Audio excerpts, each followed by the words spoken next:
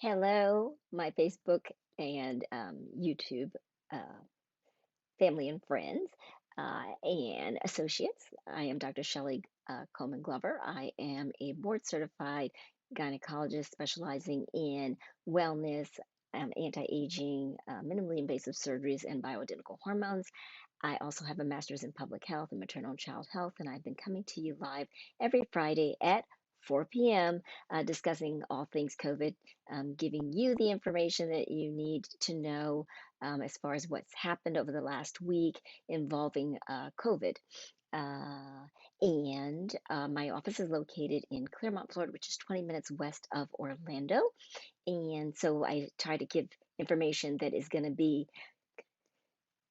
excuse me, that's going to be good for everywhere, but also especially for us, Florida, since that is what I call home. So, as always, first of all, this is here in Florida. We are finishing up our first week back to school. So that has been very interesting. Of course, I think a lot of people are watching to see what's happening as far as mask mandates, as far as uh, um, COVID cases, and just how the kids are faring. Of course, there's been a lot of controversy back to school and about whether or not children should be masked or not, and whether the social distancing and all of that. So, what I can tell you is that the schools are trying to evolve. Here in Central Florida, it depends on what county you're in. Orange County has an indoor mask mandate, and so the um, kids are wearing masks unless their parents send a note opting for them to not wear a mask, and the adults within the school system are required to wear a mask indoors at this point.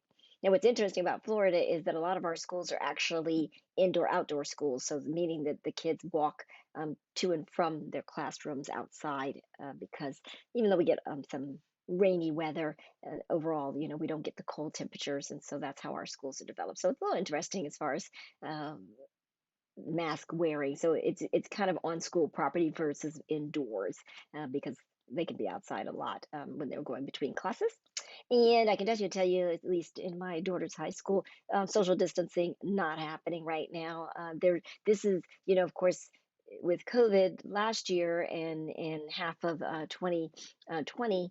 2019, there was, I keep messing up all the years. We're in 2021. Yeah. So in 2020, a lot of the kids weren't back to school. A big chunk of parents were having their kids in the hybrid school or the virtual school. So this is the first time back, like with full load, in a year and a half. And so the school systems are trying to adjust and handle the student crush and how to work with this full load of kids and try to traverse things safely. And then the other thing that we've discussed before, which is of interest, is that they're short staffed. And so, in many instances, and that can be from anywhere from the janitorial staff all the way up to the teachers. And definitely, I can tell you that they're short staffed, at least in Orange County, with the bus drivers. So, if anybody is looking for a job, there are jobs to be had. First day of school, my daughter ended up on a bus for 2 hours roaming around because the uh, bus driver didn't know where they were heading, and they had more than one route, and so it was a little bit of a interesting thing that occurred there. But they're working out the kinks. Like I said, the kinks are getting worked out. And last year we were getting phone calls when there were positive COVID cases. And it was occurring almost every day. So we will see. I don't know that that system has been activated yet because once again, there's just been too much going on. They just started school on Tuesday, so I will keep you posted on how that's going. So let's go over I like to go over the whole generalized data first and then kind of hone in on what's been going on over the week. And so the worldwide cases for COVID as of August 12th, we're at 201.2 million cases of COVID throughout the world, with 4.35 million deaths and 16% of the population fully vaccinated. Um, within the United States, 37.2 million cases with 636 million deaths, thousand, six, I always mess that one up, 636,000 deaths, and 30 million recovered, and 51% uh, of our population fully vaccinated. So that we have 167 million fully vaccinated people here in the United States, and 196 million have at least received one dose of the uh, Pfizer Moderna vaccines, which are dual dosage uh, vaccines. The and I guess they maybe I guess they yeah, no, because the Johnson and Johnson vaccine, it is just one dose, but they would be counted in the fully vaccinated because after one dose they're fully vaccinated. So the partially vaccinated data is just for the messenger RNA. Uh, Within the breakdown of the other countries, still pretty much the same, with Brazil death toll at 567 with 20 million cases. India with 32.1 million cases, so more cases, but their death toll behind Brazil by over 100,000 cases at 430,000. So still bad. We're talking about, once again, hundreds of thousands of people. And at one point, the United States, um, our numbers were two-thirds higher than any other country, which was not a positive thing at all. But the other countries had been doing much better than us, and now, of course, with Brazil and India, their numbers, their death toll has significantly increased over the summer. Unfortunately, with the advent of the Brazilian variant and the Delta variant, which were extremely aggressive and caused a huge death toll in those countries. Fourth behind us is Russia, then France, then the UK, and then Turkey. Um, the data within the United States, which most of you guys are more interested in because we just like to know what's going on closer to home. The uh, Hold on a second. Let me find that data. Where did I put it that fast? Okay, here it is. Um, we're looking at, within the United States, 143.5 new cases diagnosed of COVID as of yesterday, and 660 deaths. So, we always talk about this. The numbers kind of start to gloss over in your head, and it just doesn't seem like a big deal. But I wanted to, once again, I did this last week, and I want to do it again this week, kind of show you a comparison. So, after we were doing pretty good. People were getting vaccinated. We were seeing our numbers go down, and then we started to see things kind of start to uptick back up. So if we look at our numbers from June 4th in the United States, our daily case count was on, and once again, these are people. So we got to be careful when we start talking these numbers, because the times all kind of glosses over it. It just doesn't seem like a big deal. But there were 17.8 thousand people. That means somebody's sister, brother, mother, child, uncle, aunt, grandparent that was diagnosed with COVID as of June 3rd. 17.8 thousand. July 23rd, that number had jumped. So we're talking about 7 weeks later, six weeks later, that number had jumped from 17.8 thousand, let's just say 18,000, up to 60, almost to, I'm going to round up, guys, 62,000. 18,000 to 62,000 in 6 weeks, new cases being diagnosed.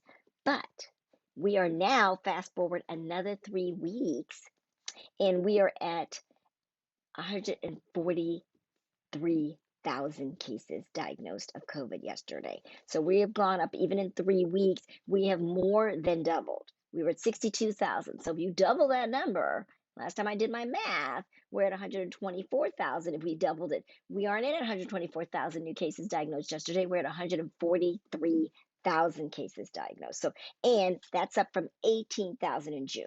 So if you don't believe that this Delta variant is out there and that it is a dangerous a variant, and it's causing a whole new ball game as far as COVID, you best believe this is the case. Okay, so for those of you that believe numbers are being cooked, let's look at the death toll. So as of yesterday, the death toll was 660 people that died yesterday. Okay. And the let's look at Florida's data.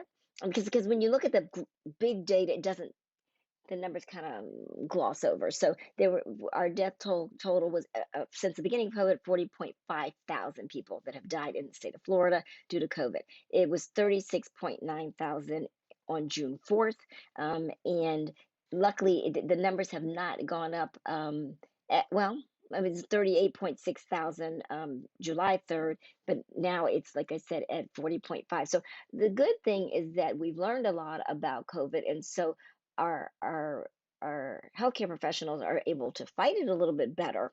That does not mean every life that's lost is a life at this point that shouldn't be lost, because everybody that's getting COVID right now, the majority of people, over 90% of those people that are becoming severely ill enough to be hospitalized, are unvaccinated. So these are lives that did not have to be affected to that point. So no one, in this day and age, if they are do the things that they can do, that they need to do. Now, obviously, there are exceptions to any rule. Bad things happen to good people, and so everybody always say doesn't read the same manual, but overall, the majority of these deaths are preventable, and that is what's is the very sad part of this, is that this is a disease now, a severe disease now of the unvaccinated. You probably have heard that phrase before, but it really is real.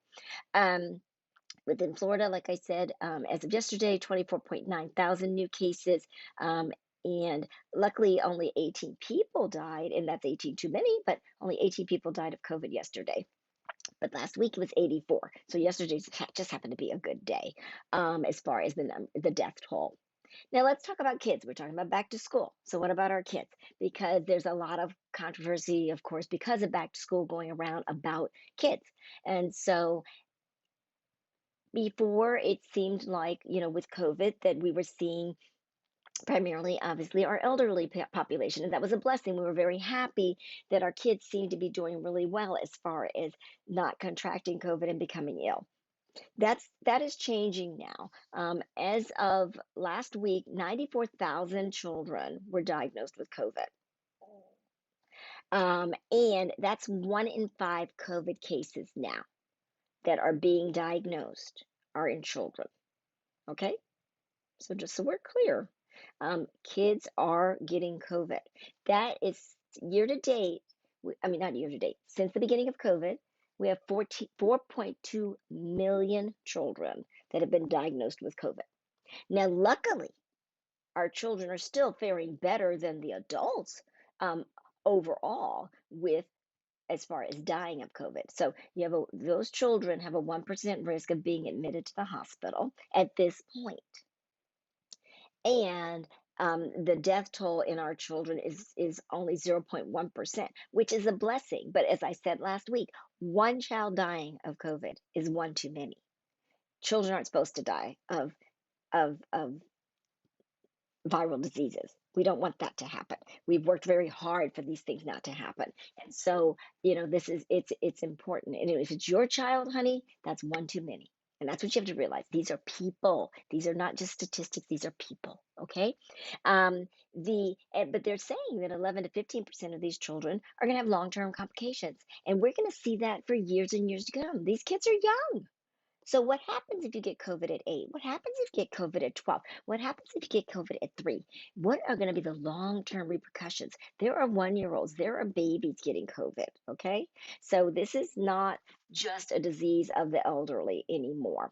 The average age of people being admitted to the hospital now is 30 to 50. That doesn't mean but the children's hospitals are starting to see an uptick, not just in the hospitalizations, but also in the ICUs. So do not think that our children are not being affected. They are. And unfortunately, because this virus is just so contagious, we're going to see more and more of that. And we got the kids going back to school. And so it's going to be interesting to see how things unfold. And I certainly would be very happy if our numbers did not go up in our childhood population. Please do not think that I am not in to proving anybody wrong. I want us all to get out of this as unscathed as possible. So I have no I it is I tell people every day, this is not a political thing. This is not a social thing. This is a medical disease, and it needs to be treated that way. And we need to do the best we can to keep everyone as healthy as possible. That's what we as physicians take an oath to do, is to do no evil and to heal. That's what we try to do on a daily basis. Okay. And this is no different. The, um, the, the Delta variant is more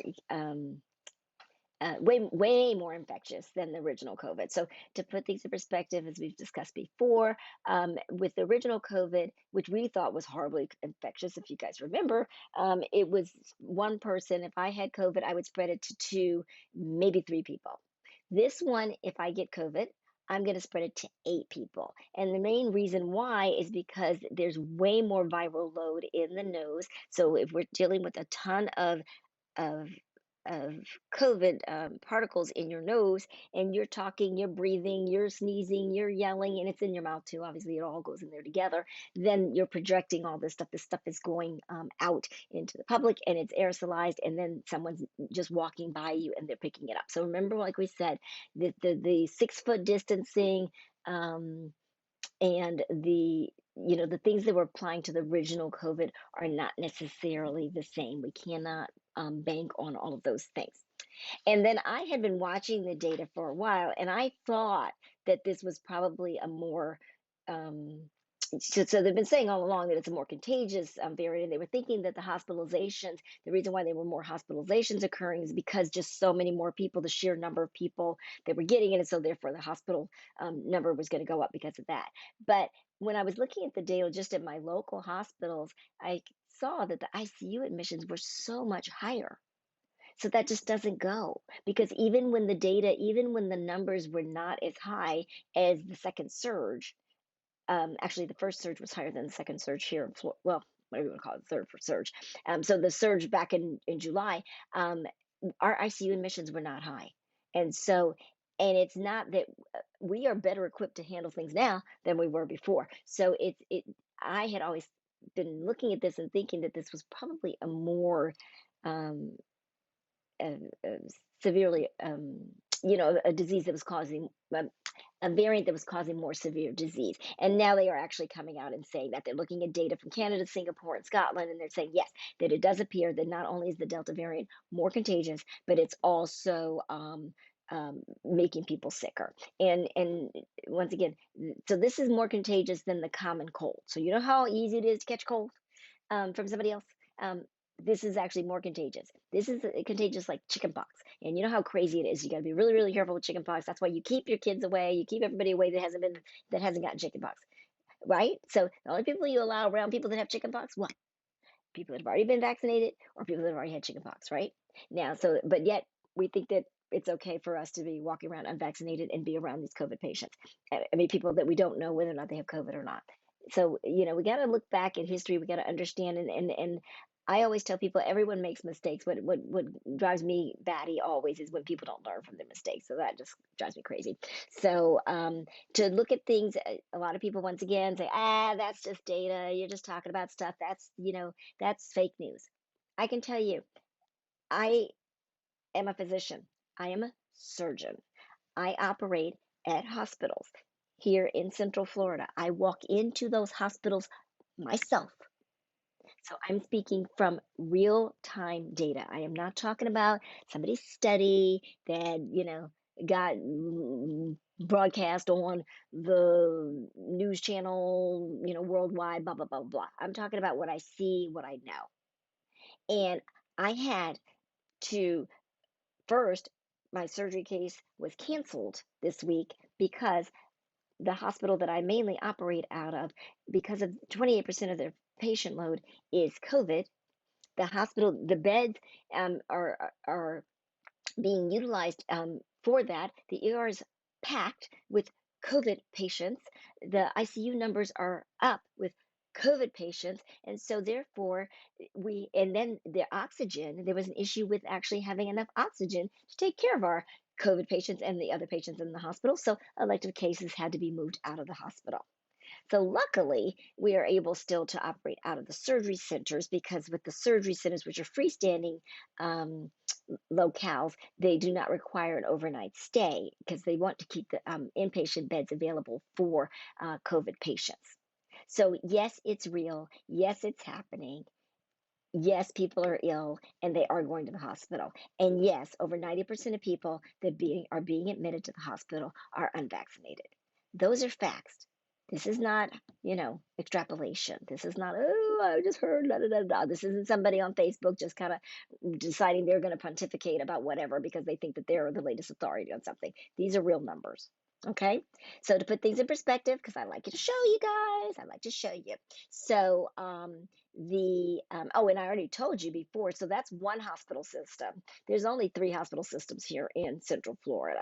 Our other hospital system had stopped doing elective cases. I think I told you about 3 weeks ago. So if you're a part of the Advent Health System and you want a surgery, you don't get it. I had to sit there and I had to tell 3 patients this week that they're not getting their surgery. Okay, so this is real. This is real. And they're not happy. They're not happy. But they can't get their surgery because they can't get a bed in the hospital to recover after their surgery. So the only people that can get surgeries right now are emergency cases or what they call very urgent. So that means if this doesn't get done right this minute, obviously, if you got an appendix, you're going to get your surgery because if you don't get your appendix and it ruptures, then you're going to have problems. But I'm a gynecologist, so I deal with bleeding. I deal with fibroids. I deal with, you know, pain, pelvic pain. And I can't take my patients to surgeries. I can't get my hysterectomy on because unless my patient is in dire straits and bleeding out at this point. And so when it's you and you are not feeling sick, I mean, when you are feeling sick and you want to have your surgery, or you need to get in to get your biopsies done and they're telling you you can't go in because the hospital's inundated with COVID, it becomes real fast. So you can talk to my patients and they will tell you this is real and this is not a joke. Okay. And if you think it's just in Florida, okay, so Florida just screwed up. No, it's not. Mississippi has zero ICU beds, zero.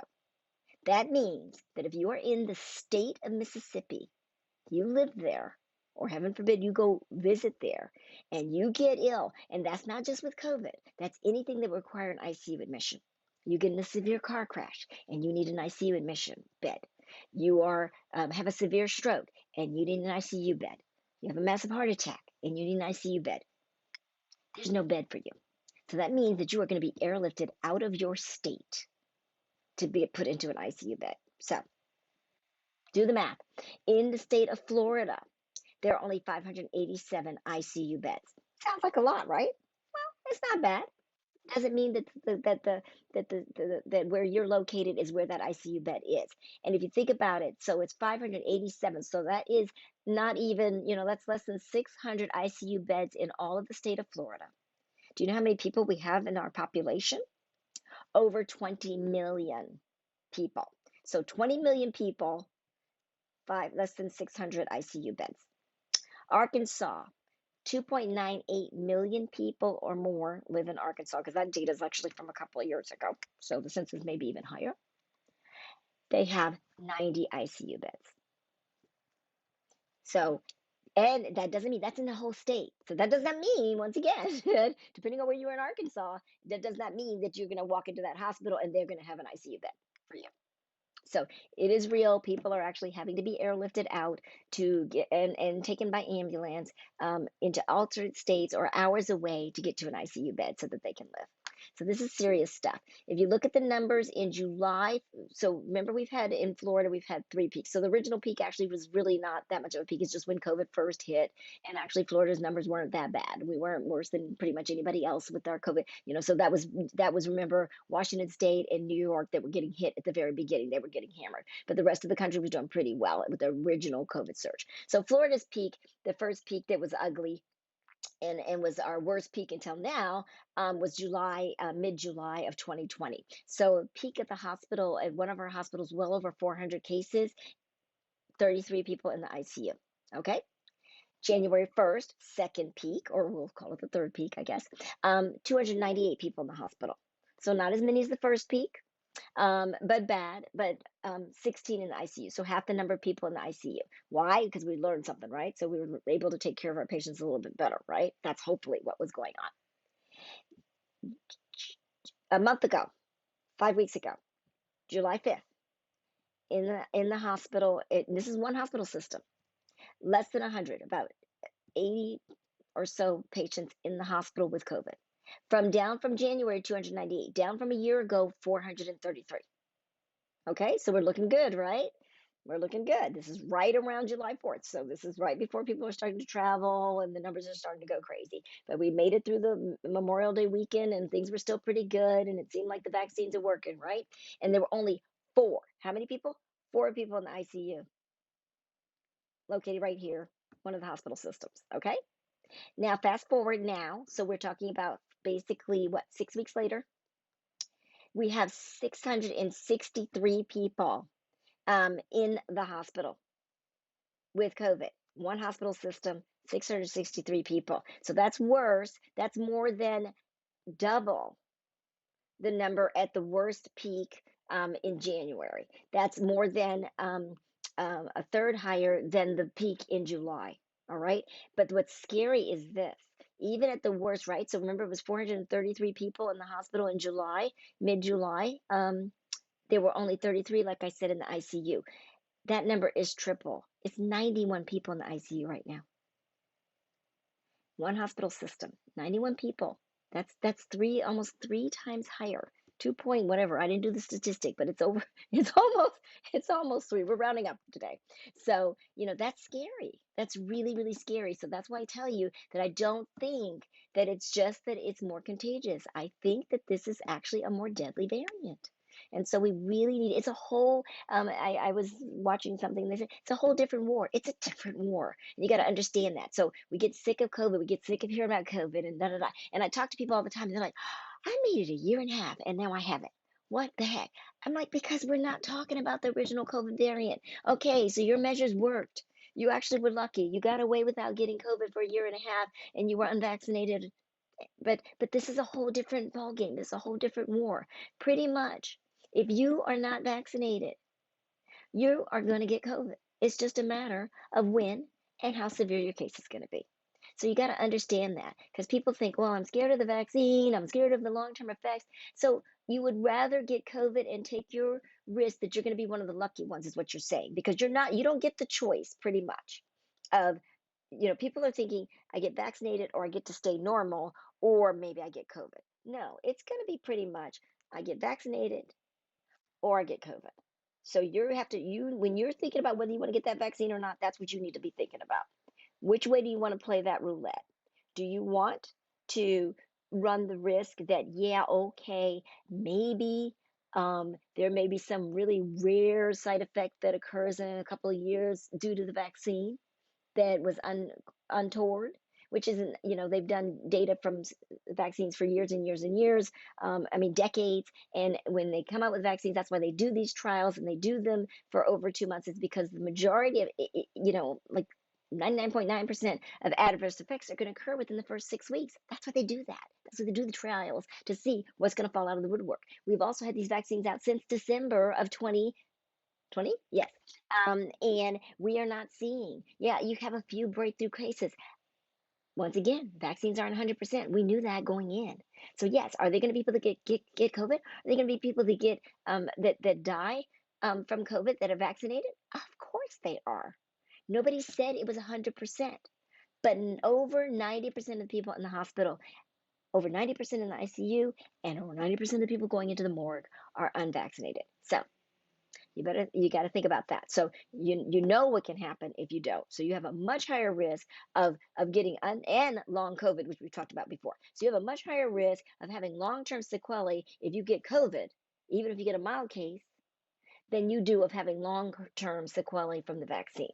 So you got to put your apples with your apples and make sure when you're doing these arguments that you understand what you're talking about. Because I think that people get lost in the applesauce there and they don't realize that this is not just numbers. These are people, and like I said, your risk of getting COVID if you're unvaccinated is pretty much like there was um, a statement that was made on by one of the health officials, and they said pretty much if you're in an indoor environment eating, because of course when you're eating or drinking, you're taking off your mask, and you're in the state of Florida because our numbers are so high right now that you probably get, it's almost a definite that you're going to get COVID. And so just, like that's why we have started curtailing going to the restaurants again, even though we're all fully vaccinated. because we know that also, as we've discussed before, even if you're vaccinated, you can still have a viral load with this variant because it's a bad bug. And even though you may not get that ill, you can certainly transmit it very easily to someone who is unvaccinated, and they can become severely ill. So that is the big concern. So we don't want to get it either. I don't want to. I can't afford to be sick. My patients actually like their doctor healthy and available, and they do not take kindly. They will not understand that I am in quarantine for 14 days and can't get to them. They're not going to be very happy. Thank God for telehealth, but luckily I haven't had to deal with that, and I hate being sick. So, like I said, for me in my house, we're fully vaccinated. We wear masks. We do a whole lot of things. I'll tell you about that stuff. Some of the things that I do to try to stay healthy. So let me just make sure I got through all of our fun data. The Just things that you probably already know. There are cities that are starting to pass mask mandates. They're starting to pass um, COVID vaccine mandates where, like, certain indoor events, that you have to actually show proof of vaccination in order to get in. The uh, um, uh, Texas, the governor has stopped all of elective surgery cases. We had that happen here in Florida at the beginning of COVID, and that was not pretty. But so far, like I said, it's been based on hospital systems and individual hospitals and their acute load. So it depends on where you are in the state of Florida as to whether or not you're able to get your surgeries on or not. Um, and of course, that applies to the patients. So if I can't put your surgery case on, that means you don't get your surgery.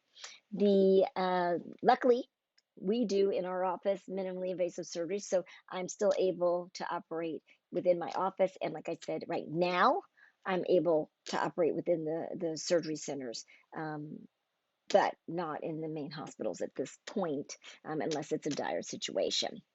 The the other latest things that rolled out, FDA has given the thumbs up for the potential for a third vaccine administration or booster in immunocompromised people. Who are immunocompromised people? We're talking about people that have cancer, have HIV, have any other kind of um, disease that would weaken their immune system so that their body can't fight off infection.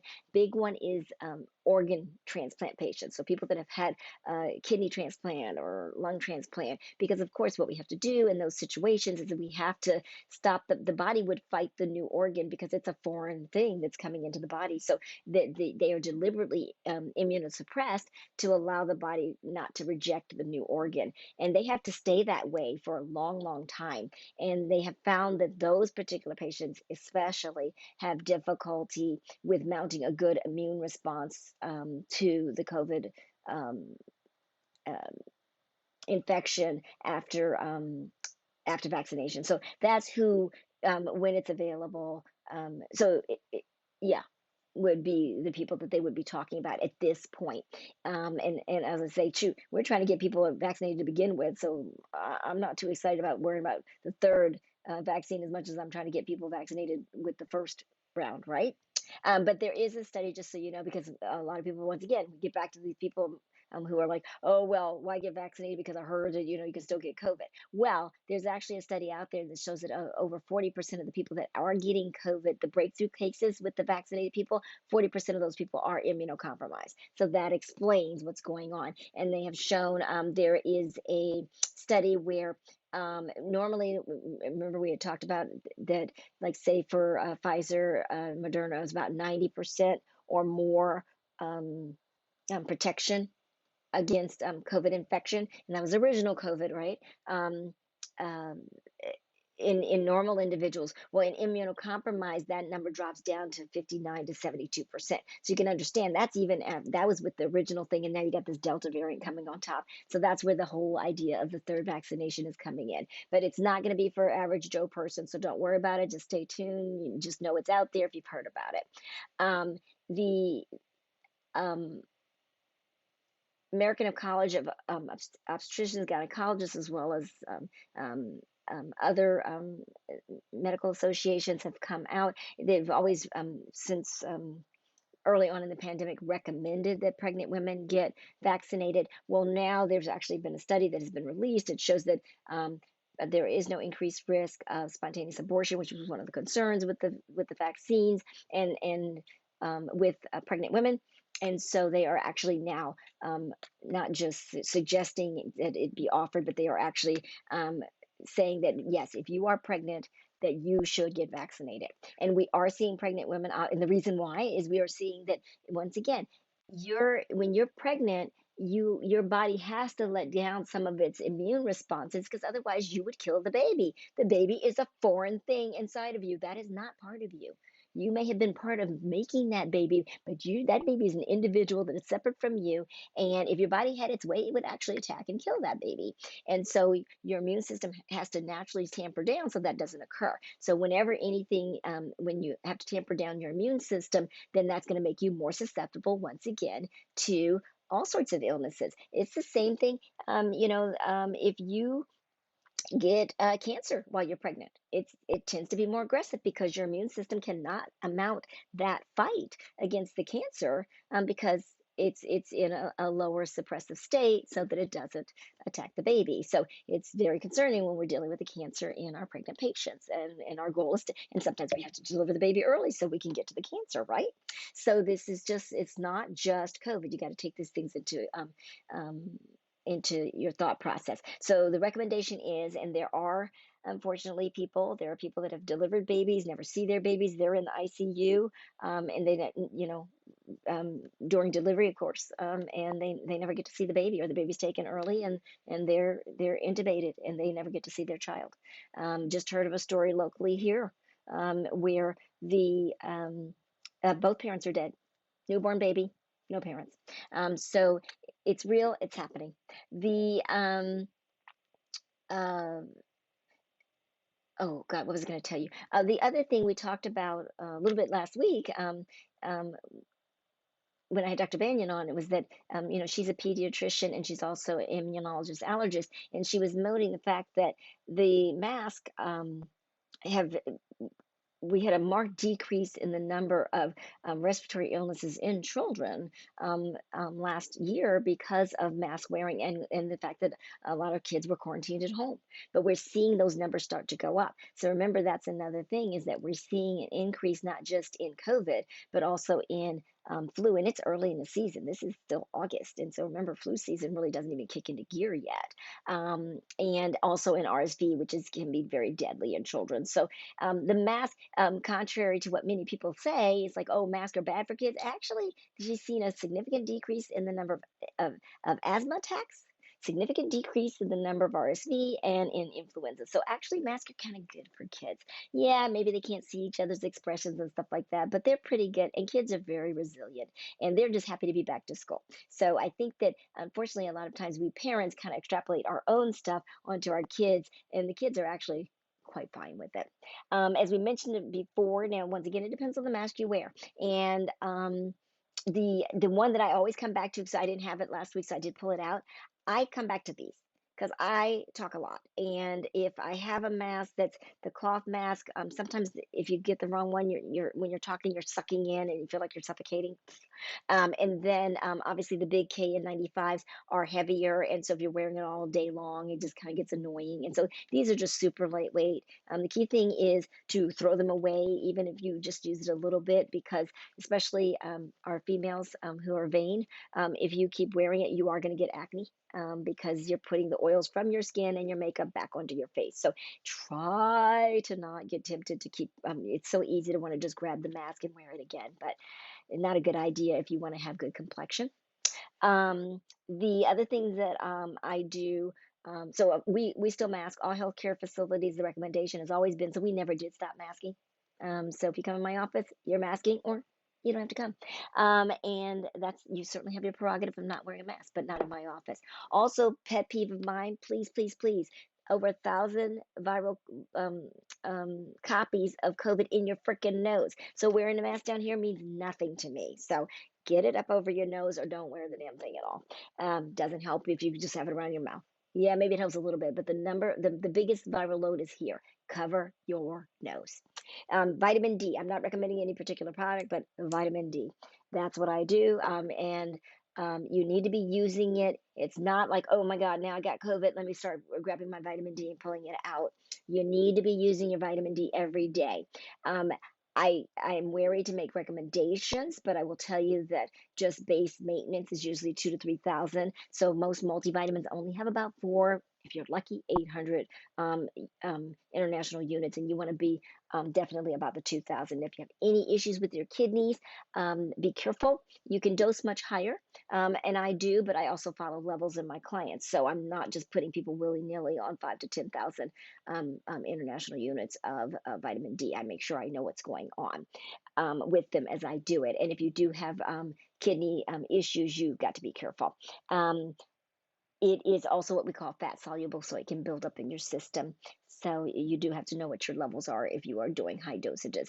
And refresh your memory, one of the reasons why we do believe that a lot of black and brown people are get way more severe COVID cases is because of vitamin D deficiency. And it's amazing to me because I even before COVID, have always been a huge proponent of vitamin D, and I still see people every single day, and they're vitamin D deficient. And I'm like, what rock are you under? Why are you vitamin D deficient? Why are you walking around? It's such an easy thing that we can all do, and everybody can take vitamin D. And there's literally, like I said, just no side effects unless you get crazy and start trying to drink half the bottle at a time. So vitamin D has lots of other benefits for you. If you don't remember, you can go back. I had a whole talk on vitamin D, but basically, if you do it in a liquid form, it can help you sleep. It helps with joint aches and pains. It helps with absorption of everything you put in your mouth. So it takes nutrients from foods, vitamins, medicines. Everything gets better absorbed with vitamin D, and and and like I said, the big thing is that it's a at this particular point, and when we're discussing COVID, is that it can boost your immune system. So yes, take your vitamin D. It's so easy to do, and everybody, and especially if you are black or brown, and vitamin D should be part of your arsenal. It doesn't work once again to wait until you are severely ill with COVID and then decide you're going to start popping it. The other thing that I do, which is considered controversial, but I just let you know because, like I said, I get people every day saying, "What do you do?" So I actually have a spray bottle. I use colloidal silver, and I squirt it up my nose several times a day. And that is like supposed to be a barrier method. I've been using it since the beginning of COVID, and I've been blessed not to get it, so I use it. I am not telling you what to do, and like I said, that is definitely considered a controversial thing. And I'm not telling that if you use that, or am I telling you that if you use vitamin D that you're not going to get COVID? What I can tell you is there are documented studies on vitamin D and the benefits of it, and there is actually a study that found that in patients that had adequately replaced vitamin D and their vitamin D levels were in the high levels of normal, then none of those patients in that particular study that developed COVID died from COVID. That's all I'm telling you. I'm not making any broad statement that that's 100% because it's not. Okay. And so, anyway, that's kind of what I have for you guys for this week. I don't see any questions. Yes, Paula, it is very scary. And like I said, it's a whole different war. That's the statement that I've heard, and that's what we're seeing. So, and you may think that you're okay where you are, and you may be okay at this point, but of course, our United States is not super united when it comes to COVID. And so, what's going to happen, unfortunately, is that it's going to spread from state to state because people travel and it's very contagious. So people travel from place to place. They are going to bring it back. So if your state's lucky, yay. But don't think that you're out of the woods. So do the best things that you can do to protect yourself so that you're healthy and that you get through this in one piece. And hopefully that you do not get COVID, or if you do, that you get a milder case. Don't forget the monoclonal antibodies. If you do get COVID and you start feeling worse instead of better, first of all, if you get it, you should consider getting the oxygen monitor that you can put on your finger, because by the time you notice that you really are having difficulty breathing, it's a lot of times too late. And so it's like the body has what we call compensation mechanisms, and so it is going to protect you as much as possible. It wants you to get oxygen. It wants you to stay alive. It wants you to be able to breathe. So when it finally when those all the compensation mechanisms wear off, you go boom. And if you are waiting for an ambulance that can't come because it's busy picking up another COVID patient, or you're getting to an ER and it's packed solid, that's when people start to die, because there's no room at the end, and these people are severely ill. And if you are at that point and you don't get an ICU bed, and you don't get access to adequate oxygen, then that's when we will start to see more lives being lost. So there are things that can be done in early COVID to protect, and that's one of those is the monoclonal antibodies, but you have to get those in before day 9, and it has to be done while you're mild to moderate disease. Once you are ill enough that you should be hospitalized, it's too late. The studies have shown that it's not effective. One of the good things that I did tell you is that they've started mobile units, because one of the problems that I found with our patients that have COVID is, of course, you're sick.